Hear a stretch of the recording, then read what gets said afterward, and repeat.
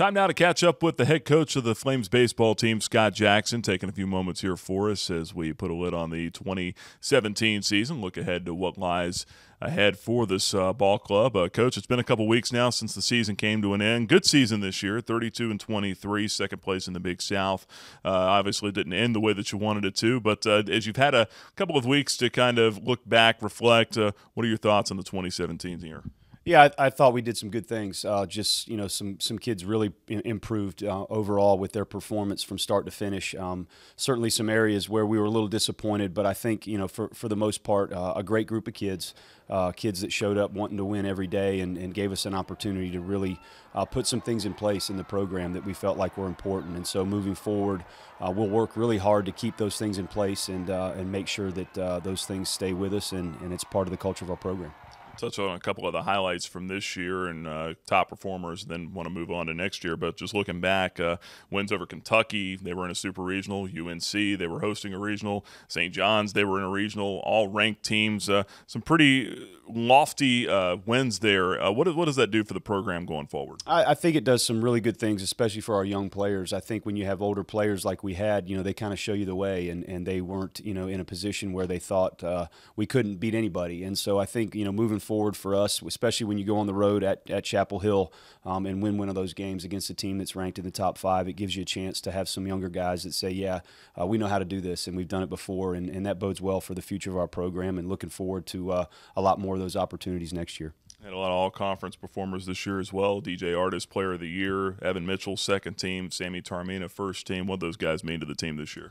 They meant a lot. I think if you go back and look at, just Evan staying healthy and being that guy for us every weekend that really got some important wins for us, some decisive wins, whether it was a sweep to avoid being swept or, certainly, us being able to take a series and win 2 out of 3. Sammy was, I don't know that there were many innings where he wasn't over there at first base, so to be able to put his name in the lineup every day, for him to stay healthy and just provide a presence from the left-handed side, him and Jake were just tremendous for us this year. I enjoyed watching them. I think they were rewarded for their hard work with a good senior year, and DJ's pretty special, and certainly the Conference Player of the Year, something that is a really remarkable accomplishment because this is a good league. Yeah, 62 walks for him this year, led the country in that department, 532 on base percentage. Nice to have him back in a Flames uniform next year. But that said, you got 13 seniors on the way out. Yeah. Looking ahead to next year, how excited are you for the newcomers? Extremely excited. I wish we could start practice tomorrow. Unfortunately, we can't. So, just staying in touch with those guys until they can get here for summer school, and then getting a chance to just see them all in one room face to face. It'll kind of sink in like, okay, here's our first class, and a chance for us to get those guys in here and just kind of continue the momentum, if you will, off a good season and get those guys locked in on just some of the things that are going to have to be important for us to get off to a good start in the fall and practice at the pace we want to practice at, and I'll look forward to spending some time with them here real soon. You got to replace a left fielder, a right fielder, a first baseman, a second baseman, a catcher.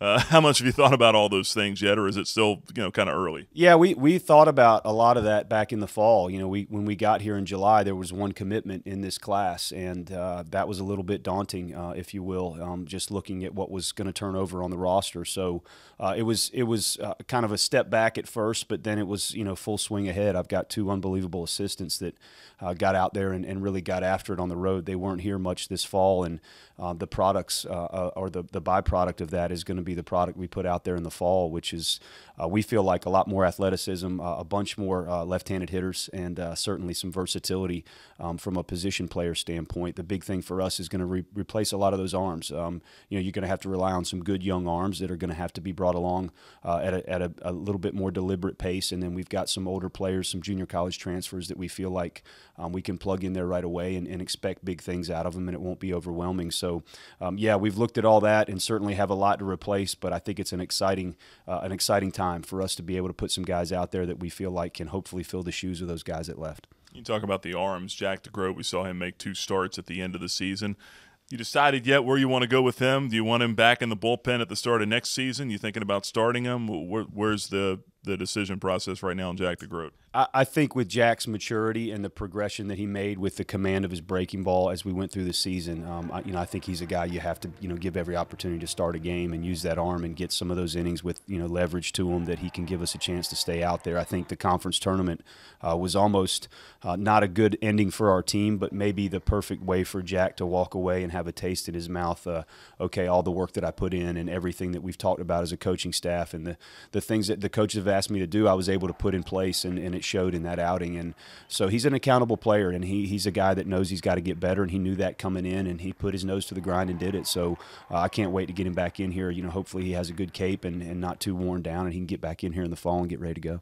Yeah, how much will the Cape Cod League help him and DJ this summer? It'll help him a bunch. Anytime you're around really high caliber players and you look around and realize it's a very competitive world out there, and there's some really, really good players that are coming from different leagues. And anytime you get yourself a chance to be around players like that and challenge yourself every day, it's only going to do good things for you. And especially with the makeup of those two kids, they'll rise to the occasion, I'm sure. Give us an update on Andrew Yasik. Where's he right now? Yeah, Yace is doing well. He's starting to toss a little bit. Certainly around here a lot. He likes the weight room, so I see him in here a good amount. But the big thing for Andrew is to get healthy and to knock out some big important classes this summer. He's a great student and has some lofty aspirations academically with some tough classes, and so it was a blessing for him. In the spring to be able to lock down on some of those. I know he was frustrated, but he did well academically this spring and going to knock out a couple this summer so that he can kind of relax and have that senior year that I think he wants to have and we all want him to have. Anything you can tell us about the schedule yet, or too early for that? We've got a couple home weekends to start. An in-state opponent. We'll go to Chapel Hill for 3 on a weekend set on the third weekend. A lot more home series to start the season, and several ACC opponents during the middle of the week. So Wake Forest, Duke, Virginia Tech, some of those schools we'll be able to do a home-and-home with and get them in here and really enjoy the competition with those schools.